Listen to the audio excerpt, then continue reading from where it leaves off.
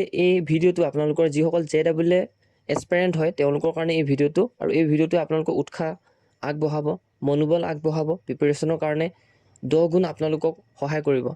আৰু এই ভিডিঅ'টোৰ পৰা আপোনালোকে যদি প্ৰিপাৰেশ্যনৰ ক্ষেত্ৰত কেতিয়াবা বাধা আহি আছিল মনলৈ, বাধাটো এৰি যাব।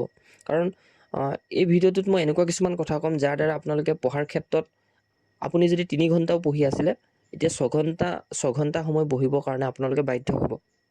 আৰু এই ভিডিঅ'টোত মই এনেকুৱা কিছুমান কথা ৰাখিছোঁ যিখিনি ৰিয়েলিটি হয়, আৰু সেই ৰিয়েলিটি কথাবিলাক আমাৰ শুনিলে মানে নিজৰ মনত পস্তাৱা হয়, আৰু সেই পস্তাৱা যেতিয়া হয় আমি কিন্তু কাম কৰিবলৈ আগবাঢ়ি যাওঁ। আৰু মটিভেশ্যন বুলি ক'লে বিশেষকৈ মটিভেশ্যনটো টেম্পৰেৰী হয়, আমাৰ মনৰ পৰা যিটো উৎসাহ আহিব সেইটোহে পাৰ্মানেণ্ট হয়।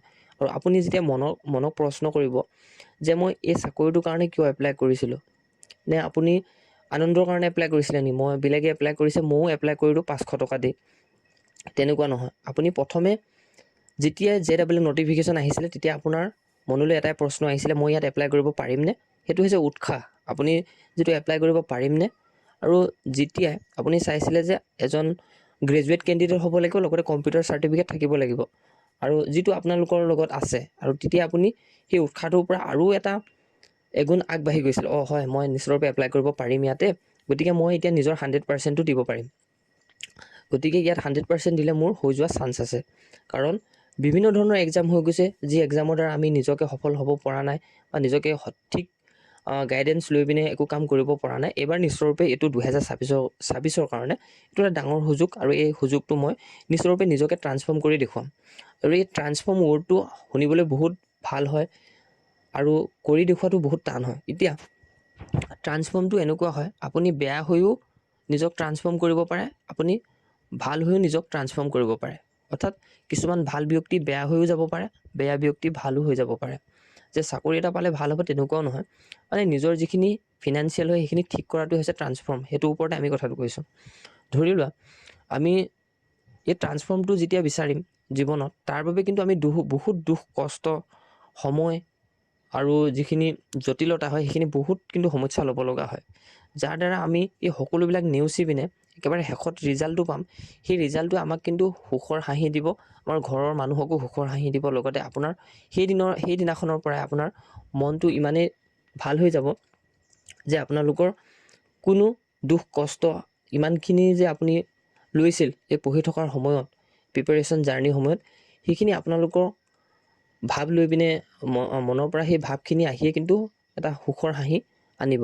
গতিকে এই প্ৰিপাৰেশ্যনৰ জাৰ্ণিটো বহুত বেছি ভাল হয়। আমি যেতিয়া পঢ়ি থাকোঁ আমাৰ হাতত একোৱে আশা নাথাকে, মাত্ৰ এটাই কথা থাকে যে আমি পঢ়ি আছোঁ, হয় আমাৰ কামত আহিবনে নাহে, নে আমি পৰীক্ষাত পাছ কৰিব পাৰিম নে নোৱাৰিম, এনেকুৱা ধৰণৰ মনৰ প্ৰশ্নবিলাকে আহে।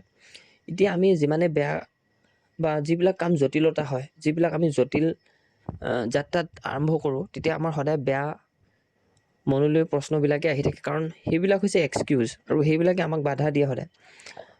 আৰু যিবিলাক বেয়া কাম হয় সেইখিনি কাম কৰি সদায় আনন্দ পায় মানুহে, আৰু লগৰ লগত ইনষ্টেণ্ট প্লেজাৰ পায়, আৰু সেই ইনষ্টেণ্ট প্লেজাৰৰ পৰা তেওঁ মাইণ্ডটো এনেকুৱা হৈ যায় যে মই কাম কৰিছোঁ, লগৰ লগত মোক ৰিজাল্ট লাগে, লগৰ লগত মই ছাকচেছ হ'ব লাগে, তেতিয়া আমাৰ প্ৰিপাৰেশ্যনৰ ক্ষেত্ৰতো ইম্পেক্ট পৰি যায়।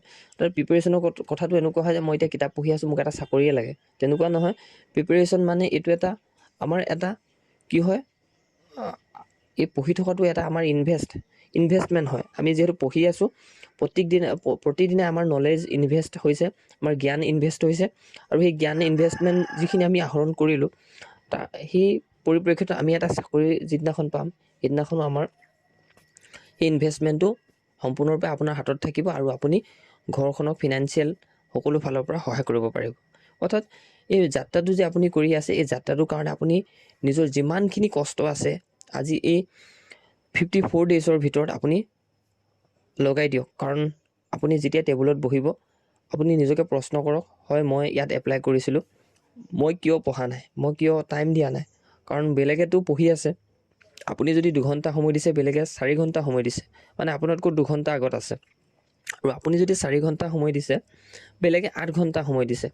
অৰ্থাৎ সেই 8 ঘণ্টা যিজনে সময় দিছে, সেই 8 ঘণ্টা মানুহজনে প্ৰতিটো ডাইৰেকশ্যনৰ ফালৰ পৰা এটেক কৰিব পাৰিব এটা কুৱেশ্যনক। কিন্তু আপুনি যিজনে 4 ঘণ্টা পঢ়ি আছে তেওঁ কিন্তু দুটা ছাইডৰ পৰাহে এটেক কৰিব পাৰিব। বাকী যিজনে 8 ঘণ্টা পঢ়িছে তেওঁ চাৰিওফালৰ পৰা এটেক কৰিব পাৰিব কুৱেশ্যনটো। সেইটোৱে হৈছে ডিফাৰেঞ্চ। গতিকে আপুনি এনেকুৱা হ'ব যেতিয়া পঢ়িব মন নাযাব, ধৰি লওক আপুনি 2 ঘণ্টা পঢ়ি আপোনাৰ আমনি লাগিল, তেতিয়া আপুনি ৰেষ্ট ল'ব ল'লে, ঠিক আছে। ৰেষ্ট ল'ব লওঁতে আপোনাৰ মনত প্ৰশ্ন আহিব লাগে যে মই এই 2 ঘণ্টা সময় যে ৰেষ্ট ল'ব লৈছোঁ 2 ঘণ্টা সময় পঢ়ি, মোতকৈতো বেলেগ কোনোবাই পঢ়ি আছে এই সময়টোত, সিটো পঢ়িয়ে আছে চাগে, মই 2 ঘণ্টা পঢ়িয়ে ৰেষ্ট ল'লোঁ, অন্যজনেতো 2 ঘণ্টা পঢ়ি আছে চাগে আৰু কিছু সময়ৰ কাৰণে পঢ়ি আছে চাগে। সেইটো মনৰ ভাৱ যেতিয়া আহি ল'ব, আপোনাৰ মনত বিট কৰা ছিষ্টেমটো আহিব, অৰ্থাৎ আপুনি বিট কৰিবৰ কাৰণে আকৌ ডাইৰেক্ট আপুনি ট্ৰাই কৰিব বিচাৰিব। গতিকে আপুনি যেতিয়া আপোনাৰ পঢ়াৰ প্ৰতি মনটো আঁতৰিব বিচাৰিব, তেতিয়া আপুনি এইটো কথা ভাবিব, মই যদি 2 ঘণ্টা পঢ়ি আৰাম ল'ব লৈছোঁ, বেলেগে 6 ঘণ্টা পঢ়ি আৰাম ল'ব, গতিকে ময়ো পঢ়াত আকৌ পুনৰ লাগি যাওঁ, ঠিক আছে। এনেধৰণে আমি যদি প্ৰিপাৰেশ্যন কৰোঁ, একদম এনেকুৱা কৰক, নিজকে ঢালি দিয়ক প্ৰিপাৰেশ্যনৰ ক্ষেত্ৰত, আৰু এনেকুৱা কৰক যে এটা কলমে কিমান ঘণ্টা সময় যায়, আৰু এটা কলম, ঠিক আছে, এটা কলমে কিমান ঘণ্টা সময় যায়, সেইটো যদি আপুনি আজিলৈকে গণিব পৰা নাই, তেতিয়া আপোনাৰ প্ৰিপাৰেশ্যন কৰা ক্ষমতাটো এতিয়ালৈকে হোৱা নাই, ঠিক আছে। আৰু যিজন ব্যক্তিয়ে এটা কলম দিনটো কিমান ঘণ্টাৰ ভিতৰত শেষ কৰিব সেইটো উমান পায়, তেওঁহে কিন্তু প্ৰিপাৰেশ্যনত আগবাঢ়িব পাৰিব। আৰু নিশ্চয়ৰূপে ইমানেই আছিলে ভিডিঅ'টোত, মই আপোনালোকক সাহস দিলোঁ প্ৰিপাৰেশ্যনৰ ক্ষেত্ৰত। আৰু বিশেষকৈ ইউটিউবতচোন বহুত কোৰ্চে বিকি থাকে, কিন্তু আমি কি কৰিছোঁ, এটা সাহস দিছোঁ যাতে প্ৰিপাৰেশ্যনৰ ক্ষেত্ৰত আপোনালোকে মটিভেট হয়। আৰু মটিভেট বা সাহসটো এনেকুৱা বস্তু হয়, উৎসাহটো এনেকুৱা বস্তু হয়, এজন চলডিয়াৰক নিজৰ দেশৰ প্ৰতি ইমানে ভাল উৎসাহ দিয়া হয় যে তেওঁ নিজৰ দেশখনৰ কাৰণে নিজকো মৃত্যুবৰণ কৰি হ'লেও নিজৰ দেশখন বচাব। কিন্তু এজন সন্ত্ৰাসবাদীক দেশৰ প্ৰতি এনেকুৱা বেয়া মনোভাৱ শিকোৱা হয় যাতে তেওঁ কিছুমান মানুহ বা নিজৰ দেশখনক আক্ৰমণ কৰিবৰ কাৰণেও তেওঁ কিন্তু কুণ্ঠাবোধ নকৰে, তেনেকুৱা ধৰণৰ কথা। অৰ্থাৎ বেয়াখিনি কৰিও মানে সেইখিনি দেখুৱাব পাৰে, আৰু এজন সৈন্যই নিজৰ সকলোখিনি, নিজৰ যিখিনি সকলো ত্যাগ কৰি বা নিজকো শেষ কৰি পিনে নিজৰ দেশখন বচাব পাৰে, তেনেকুৱা কথা। আপুনি প্ৰিপাৰেশ্যনটো এজন চলডিয়াৰ নিচিনা কৰক, যাতে আপুনি ইমান দিনে যে যিখিনি দুখ কষ্ট কৰি আছে, সেই দুখ কষ্টখিনি যাতে আপুনি ইমানে কৰক, আৰু দুখ কষ্ট কৰক, যাতে ইমানে কষ্ট পাইছে আপুনি পঢ়োঁতে, যাতে আপুনি যেতিয়া ৰিজাল্ট পাব সেইদিনা আপোনাৰ এটলিষ্ট হাঁহিৰ ঠাইত হাঁহি আৰু কান্দোন দুয়োটাই যাতে আহে, তেনেকুৱা হ'ব লাগে। গতিকে ইমানে আছিলে ইনফৰ্মেশ্যন, ভালকৈ প্ৰিপাৰেশ্যন কৰক। বহুতে আমাৰ লগত গ্ৰুপত জইন হৈ আছে, বহুতে মটিভেট পায়, সেইকাৰণে এই ভিডিঅ'টো বনালোঁ, কাৰণ মই হোৱাটছএপৰ পৰা বহুত দিন হ'ল আঁতৰি যোৱা। চ' গতিকে মই ভিডিঅ'ৰ দ্বাৰা আপোনালোকক সকলোখিনি কথা জনালোঁ। ইমানে আছিলে